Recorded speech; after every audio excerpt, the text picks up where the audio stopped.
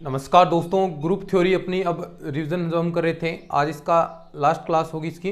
इसके बाद ये पूरी अच्छी तरीके से हम रिवाइज अपनी हो जाएगी। और अगर आपने थोड़ा बहुत प्रैक्टिस किया है तो ये सफिशिएंट आपके लिए। इनमें से क्वेश्चन लगभग यहाँ से आ जाएंगे, बाकी थोड़ी सी प्रैक्टिस और करेंगे तो आप और भी थोड़े जो स्तर के क्वेश्चन पूछे जाते हैं वो भी आप अच्छे से क्लियर कर देंगे। बाकी रिवीजन क्लासेज में जो मैंने करवाया है सफिशिएंट है मैटर, जो नोट्स मैंने प्रोवाइड कराए हैं वो भी सफिशिएंट हैं।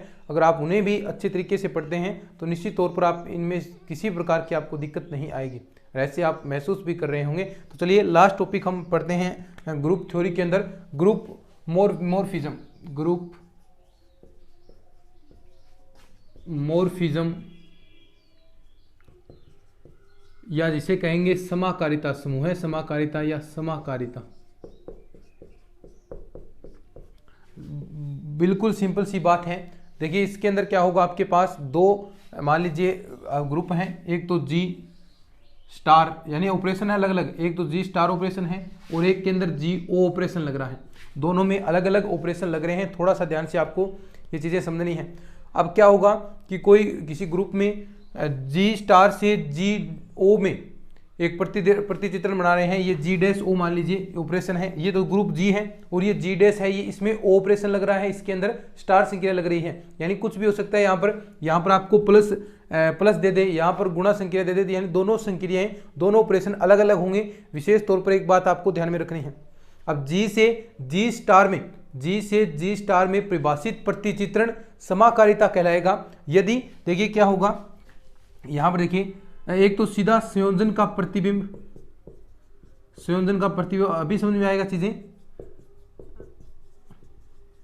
संयोजन का यानी पहले तो आप पूरा संयोजन जोड़ लीजिए, उसका निकालिए, या बराबर होगा किसके, प्रतिबिंबों का संयोजन। प्रतिबिंबों का संयोजन कैसे, अभी देखिएगा। मान लीजिए ये आपके पास क्या है, जी है, ये आपके पास जी डैश है। आराम से समझिए, कोई जल्दबाजी नहीं इसके अंदर। जी और जी डैश, इसके अंदर दो अवयव ए और बी आपने मान लिए। अब देखिए जी से जी डैश में आप प्रतिचित्रण करेंगे तो सीधी सी बात है, एक आप यहाँ पर प्रतिबिंब मिलेगा आपको एफ ए, यहाँ मिल गया एफ बी, ठीक है, यानी ये इसका प्रतिबिंब है।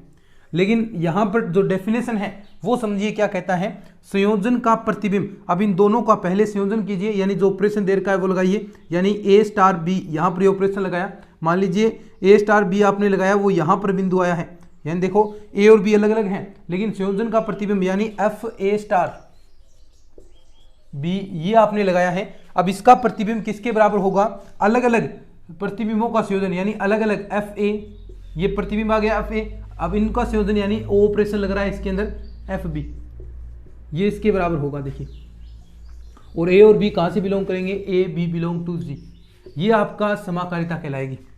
कुछ नहीं है, सिंपल सी बात है। अब देखो यहाँ पर कोई बिंदु आया है और मान लीजिए इसका जो प्रतिचित्रण है F A O F B, यानी प्रतिबिंबों का संयोजन आपको यहाँ पर मिला है। समझे बात को, यानी एक तो सीधा अलग अलग अवयव थे लेकिन डेफिनेशन क्या थी, संयोजन का प्रतिबिंब। अब इन दोनों का संयोजन करिए, संयोजन का मतलब इन दोनों के मध्य ऑपरेशन लगाया, जो रिजल्ट आएगा एक वैल्यू आएगी, उसका प्रतिबिंब क्या होगा, अलग अलग इन दोनों के अलग अलग प्रतिबिंबों के संयोजन के बराबर होगा। तो मेरे ख्याल से ये चीज़ आप समझ चुके हैं और यही आपकी क्या होगी, समाकारिता कहलाएगी। यही क्या होगी, समाकारिता। अब याद क्या रखना है इसके अंदर, याद आपको ये रखना है ये चीज़, एफ ए स्टार बी बराबर F A operation F B, और इसकी ये किसकी संक्रिया है, जी डैश की है, ये क्या है, जी की संक्रिया है।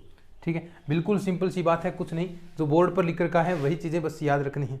मेरे ख्याल से आपको समझ में आ गया होगा कि क्या याद रखना है। ठीक है, आगे बढ़ते हैं।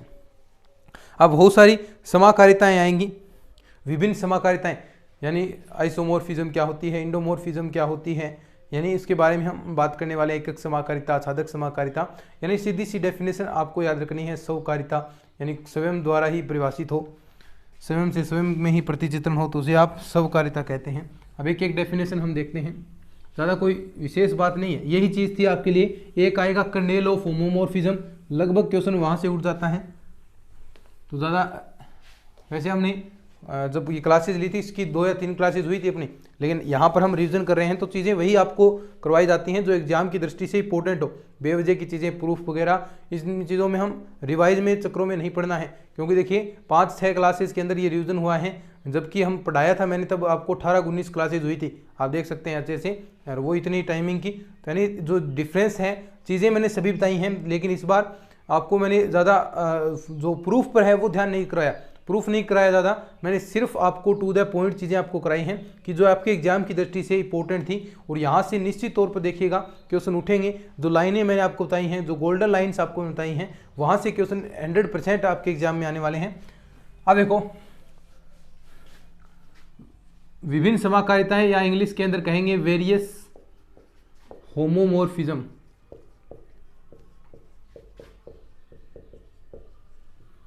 विभिन्न समाकारिताएं,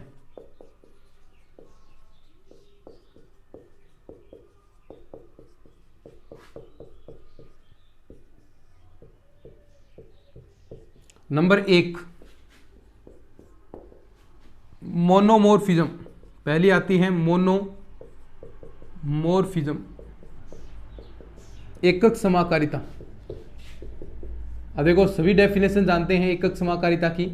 यदि G से G डैश में कोई समाकारिता है, अगर वह एकक की हो, यानी आप जानते हैं एककी का मतलब क्या होता है, यानी जिसके जो बीम है x1 बराबर नोट x2 आना चाहिए, बीम समान नहीं होना चाहिए, वो क्या होती है एकक एकक। तो यानी सीधा लिख सकते हैं एकक की हो, एकक की हो, बस छोटी छोटी चीजें याद रखनी है। दूसरी आ सकती है यहां पर देखिए आच्छादक समाकारिता, एपिमोर्फिज्म, आच्छादक समाकारिता, लिख सकते हैं आच्छादक हो, आच्छादक हो। नंबर 3 आइसोमोर्फिज्म, आइसोमोर्फिज्म,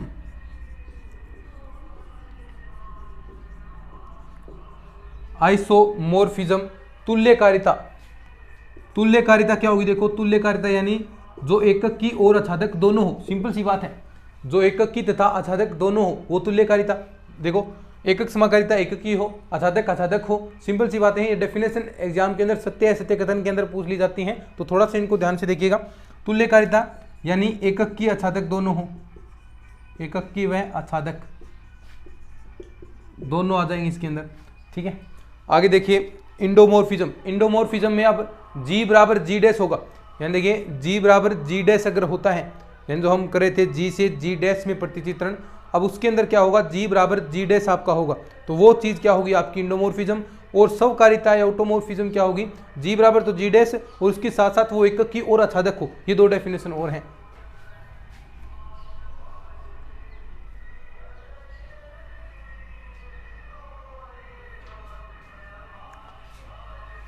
इंडोमोर्फिज्म, इंडोमोर्फिज्म क्या हो गया इंग्लिश के अंदर, हिंदी के अंदर अंतःकारिता और इंग्लिश में इंडोमोर्फिज्म हो गया अंतःकारिता।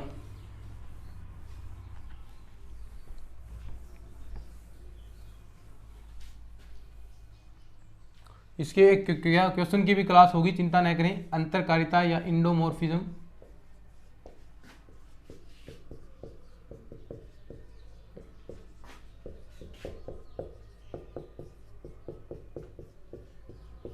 अंतरकारिता इंडोमॉर्फिज्म। अब देखो इसके अंदर क्या होगा, यदि G बराबर G डैश, ऊपर तक दिख नहीं रहा क्या होगा, ये लो, यहां पर क्या होगा कि G बराबर G डैश, इसका मतलब क्या हो गया, अर्थात देखो स्वयं G पर ही, स्वयं G से G पर ही प्रतिचित्रण, स्वयं पर ही प्रतिचित्रण होगा, तो उसे आप क्या कहेंगे इंडोमॉर्फिज्म। देखो बस ये चीज याद रखनी है। नंबर 5 स्वकारिता, स्वकारिता या ऑटोमोर्फिज्म, ऑटोमोर्फिज्म या फिर इंग्लिश के अंदर स्वकारिता हम बोलेंगे। तो ऑटोमोर्फिज्म क्या होगा, देखो ये तो हो G बराबर G डैश हो, ठीक है, इसके साथ साथ एकक की तथा आच्छादक भी हो,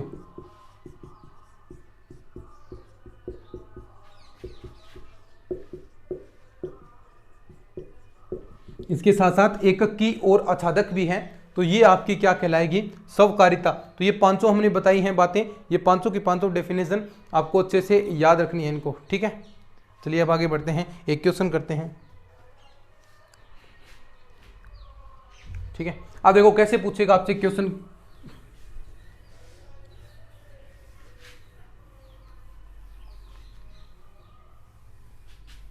क्वेश्चन भी बड़े ही सरल तरीके से पूछेगा आपसे, ज़्यादा कोई विशेष बात नहीं है। देखो इस प्रकार दे सकता है आपको कि f है वो r प्लस से, ठीक है, ध्यान से रखना देखना, और r नोट में r नोट इंटू एक्स, इसके अंदर समाकारिता है, और fx बराबर दे दिया कि इस प्रकार ये बना रहा है 2x, और x belong to r real number से। अब पूछा है कि ये समाकारिता है या नहीं। अब देखो समाकारिता की डेफिनेशन मैंने बता दी, यानी सीधे सीधे आपको डेफिनेशन बताई है, संयोजन का प्रतिबिंब, अभी बताई थी ना मैंने बात, बराबर किसके होगा, प्रतिबिंबों का संयोजन, प्रतिबिंबों का संयोजन का प्रतिबिंब या प्रतिबिंबों का संयोजन, यानी एफ ए स्टार बी बराबर F A operation F B. अब देखो इसके अंदर हम दो एलिमेंट मान लेते हैं x1 x2 belong to r। अब देखो सबसे पहले a स्टार b, इसके अंदर क्या है, प्लस का, तो यानी आप सीधा function f x1 plus x2, अब इस ऑपरेशन के तहत क्या करेगा, f का मान 2x इस रूप में ये कन्वर्ट कर रहा है, तो आप डायरेक्ट कह सकते हैं इसमें 2x1 प्लस x2 इस रूप में ये चक देगा। फंक्शन को किस रूप में चक रहा है, देखो 2 की पावर x के रूप में, तो यानी जो हमने संयोजन किया है पहले, संयोजन से पूर्व प्रतिबिंब, इस प्रकार आप लिख सकते हैं। अब देखो यानी आना किसके बराबर चाहिए, ये देखो यहाँ पर इस प्रकार एफ ए ऑपरेशन, यानी यहाँ पर आपने ऐड किया तो ये बराबर किसके आएगा, इनटू में, यानी दोनों के गुणा संक्रिया के बराबर आना चाहिए। तो देखिए किस प्रकार हम लिख सकते हैं इसको, मैं ऐसे लिख सकता हूँ 2x1 डॉट 2x2, देखो गुणा के अंदर आ गया ना 2 की पावर x2। अब देखो इसको मैं क्या लिख सकता हूँ, एफ x1 और डॉट एफ x2। अब देखो हमने बात ये की थी कि एफ x1 संयोजन से पूर्व का प्रतिबिंब, देखो संयोजन का प्रतिबिंब बराबर होगा, अलग अलग आ गया ना, F x1 dot F x2, दोनों की संक्रिया यहाँ पर आ गई। तो देखो ये क्या हो गई आपकी समाकारिता। देखो यहाँ पर एफ x1 प्लस x2 संयोजन का प्रतिबिंब बराबर होगा प्रतिबिंबों का संयोजन, वही तो चीज़ें आ रही हैं। तो ये थोड़ा थोड़ा समझने का प्रयास करेंगे तो ये चीज़ें आपकी ऑटोमेटिक क्लियर हो जाएंगी, ठीक है। अब आगे बढ़ते हैं।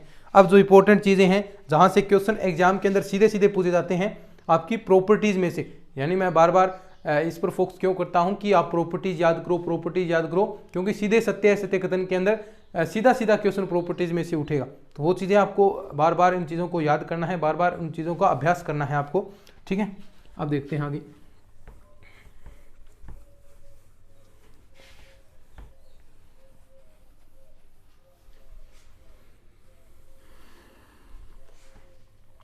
अब देखिए प्रॉपर्टीज, बिल्कुल सिंपल सी बातें हैं।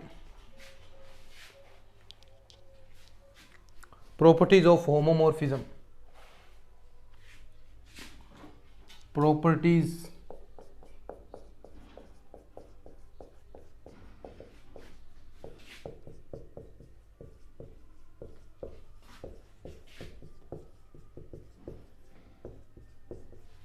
समाकारिता के गुणधर्म।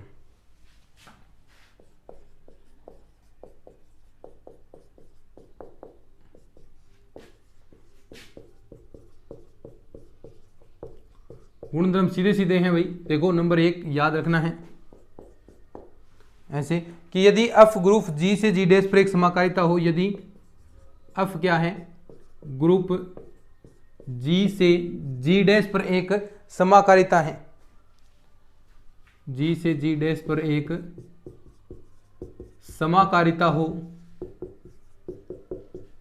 समाकारिता हो तथा E और E डैश G और G डैश के तत्समक हों,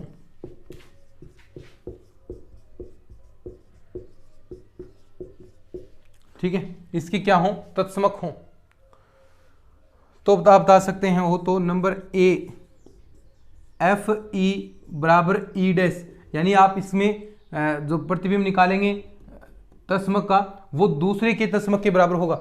यानी आप E का प्रतिबिंब निकालेंगे, जो E एलिमेंट है G में, जो G का तत्समक है उसका प्रतिबिंब क्या होगा, E डैश, ये बस ये सीधी सी याद रखनी है, एफ ई बराबर ई डैश, यानी जी के तस्मक का प्रतिबिंब क्या होगा, जी डैश का तस्मक।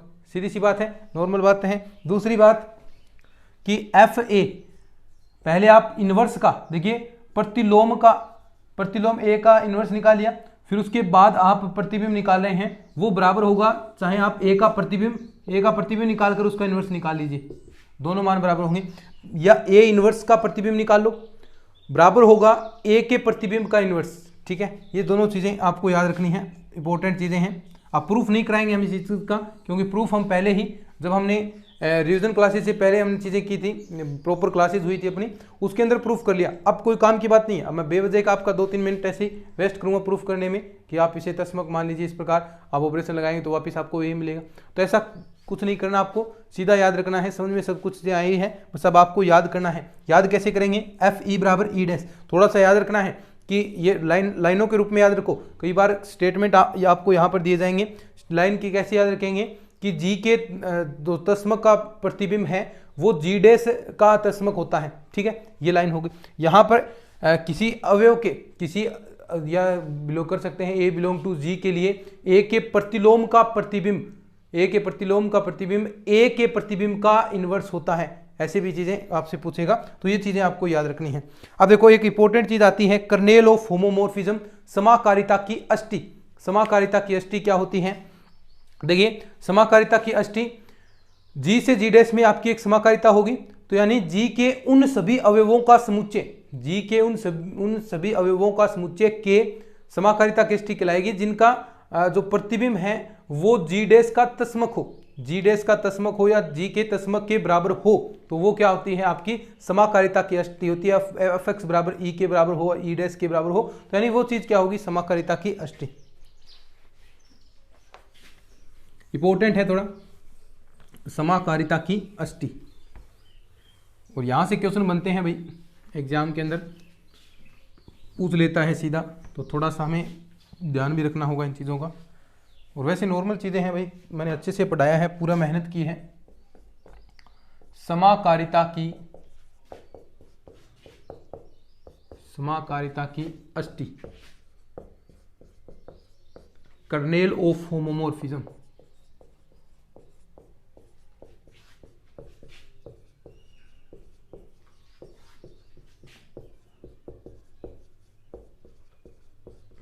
कर्नेल ऑफ होमोमोर्फिज्म, समाकारिता की अष्टि।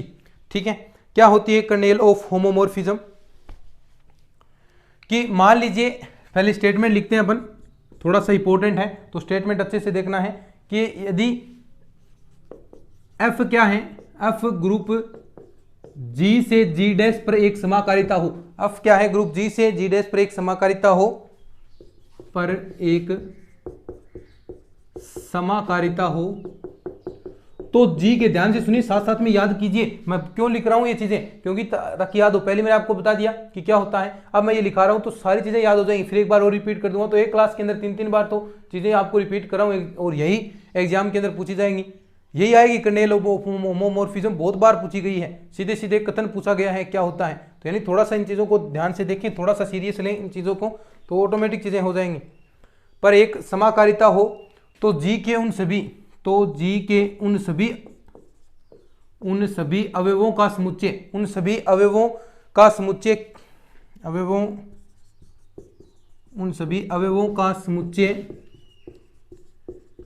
समुच्चय के जिनका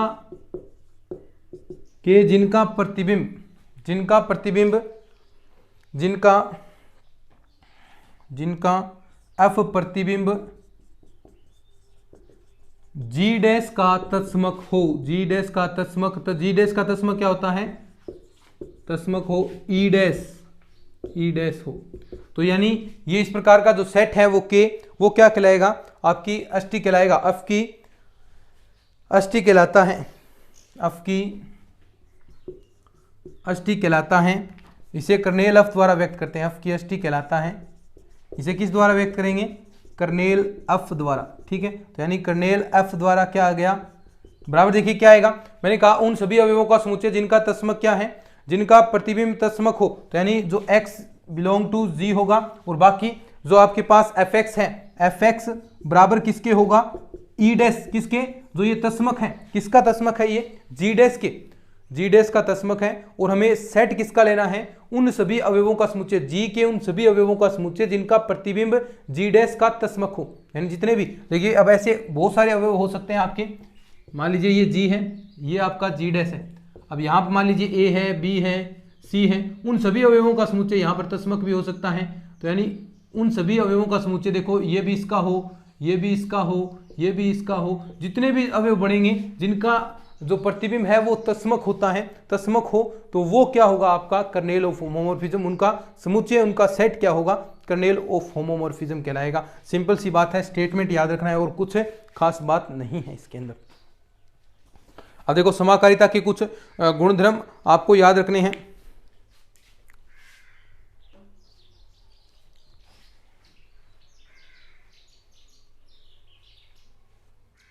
लिख लो इस चीज को, फिर आगे बढ़ते हैं।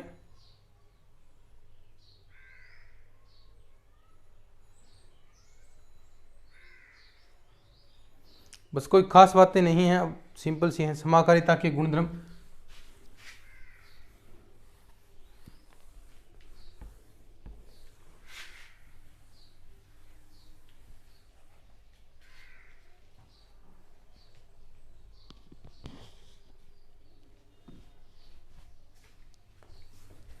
देखो प्रॉपर्टी समाकारिता के गुणधर्म,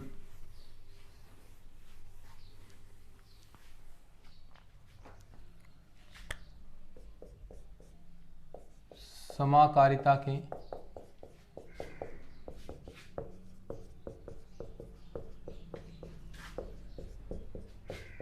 गुणधर्म। नंबर 1 प्रॉपर्टीज, हम बात कर रहे हैं समाकारिता की, कौन कौन सी प्रॉपर्टी होगी कि देखिए कि यदि f है, f क्या है आपके पास, ग्रुप G से G डैश पर एक समाकारिता है, ग्रुप G से G डैश पर एक समाकारिता है, समाकारिता हो तो f की अष्टी हो, तो जो f की अष्टी है, f की अष्टी वो क्या होगी, नॉर्मल सब ग्रुप होगी, के नॉर्मल सब ग्रुप ऑफ G। बस ये सीधी सी याद रखनी है। अब देखिए एक चीज आपको बता दूं कि f क्या है, G से G डैश पर एक आपकी समाकारिता आप कह सकते हैं, और एक आच्छादक समाकारिता है, और एक दूसरी G वो क्या है, G डैश से G डबल डैश में एक और आपकी आच्छादक समाकारिता है। तो जो आपकी इसका संयुक्त फलन होगा GOF, संयुक्त प्रतिचित्रण होगा G से G डबल डैश में, वो भी आपकी एक आच्छादक समाकारिता होगी। तो ये सीधी याद रख सकते हैं, लिखने की जरूरत नहीं है। सीधी सी बात दोबारा सुन लीजिए कि आपके पास कोई G से G डैश में एक समाकारिता है, ठीक है, तो वो आपकी आच्छादक समाकारिता है। दूसरी कि G डैश से G डबल डैश में भी एक आच्छादक समाकारिता है, तो इनका संयुक्त यानी G से G डबल डैश में भी एक क्या होगी, आच्छादक समाकारिता होगी। तो सिंपल सी बात है, आप याद रख सकते हैं। तो ये प्रॉपर्टी आप याद रख लेना, लिखने का कोई मतलब नहीं है, बार बार ऐसे ही लिखेंगे। दूसरी चीज देखिए कि कोई आपके पास किसी ग्रुप, कोई ग्रुप आपके पास किसी ग्रुप G से G डैश में, किसी ग्रुप G से G डैश में परिभाषित समाकारिता, ग्रुप G से G डैश में परिभाषित समाकारिता, परिभाषित समाकारिता एकक समाकारिता कहलाती है, एकक समाकारिता कहलाती है, एकक समाकारिता कहलाएगी। कब कहलाएगी, यदि और केवल यदि f की अष्टी का मतलब समझ गए कर्नेल, f किसके बराबर हो, तस्मक के। यहां पर ये e किसका है, ये e G में तस्मक है, जहां e क्या है, G में तस्मक है, e G में तस्मक है। बस सिंपल सी बात है। अब देखिए प्रत्येक आबेली ग्रुप का जो समाकारी प्रतिबिंब है वो भी क्या होता है, आबेली होता है। प्रत्येक आबेली ग्रुप का जो समाकारी प्रतिबिंब है वो भी आबेली होता है। तो एक लाइन ये भी आप याद रख सकते हैं। सिंपल सी बातें हैं सब कुछ, ये प्रॉपर्टीज आपको थोड़ी बहुत याद रखनी है, बाकी इसी के साथ ये आपकी कंप्लीट हो गई है। अब आगे जो डेफिनेशन मैंने पहले बता दी है, होमोमॉर्फिज्म, मोनोमॉर्फिज्म, आपकी आच्छादक समाकारिता, तुल्यकारिता, सबकारिता, इसके बारे में पहले बात कर चुके हैं। कैलिपर में आती है, छोटा सा स्टेटमेंट है, वो भी आपको याद रखना है। तो ज़्यादा कुछ खास नहीं बचा इसके अंदर। यानी जो क्वेश्चन बन रहे हैं वही चीजें आपको मैं करवा रहा हूं जहां से क्वेश्चन बनेंगे। प्रत्येक आबेली ग्रुप का समाकारी प्रतिबिंब, प्रत्येक आबेली ग्रुप का समाकारी प्रतिबिंब है, समाकारी प्रतिबिंब, प्रत्येक आबेली ग्रुप का समाकारी प्रतिबिंब भी आबेली होता है, भी आबेली होता है। यानी एफ ए बी है वो क्या होगा, बराबर होगा एफ ए एफ बी, और ऐसे ही आप एफ बी ए करेंगे तो वो बराबर होगा एफ बी एफ ए। तो इसी के साथ ये चीजें आपकी कंप्लीट हो गई हैं। प्रत्येक चक्रीय ग्रुप का समाकारी प्रतिबिंब भी चक्रीय होता है, ये भी लिख लीजिए। प्रत्येक चक्रीय ग्रुप का, बस सिंपल सी बात है, प्रत्येक चक्रीय ग्रुप का समाकारी प्रतिबिंब भी। अब देखो ये थ्योरी वाला पार्ट था, लेकिन अब जो आगे चीजें आएंगी वो इंटरेस्टिंग चीजें आएंगी। ये थ्योरी वाला पार्ट था, लेकिन अब जो कैलकुलेशन वाली चीजें आएंगी वहां पर आप बिल्कुल भी देखो, इसमें थोड़ा बहुत आपको रटने वाला है, वहां पर सब कुछ समझने वाला होगा, तो वहां पर आपको और भी अधिक देखिए इंटरेस्ट आएगा। प्रत्येक चक्रीय ग्रुप का समाकारी प्रतिबिंब भी चक्रीय होता है, प्रत्येक चक्रीय ग्रुप का समाकारी, बस ये चीजें भाई याद रखनी ही पड़ेंगी आपको।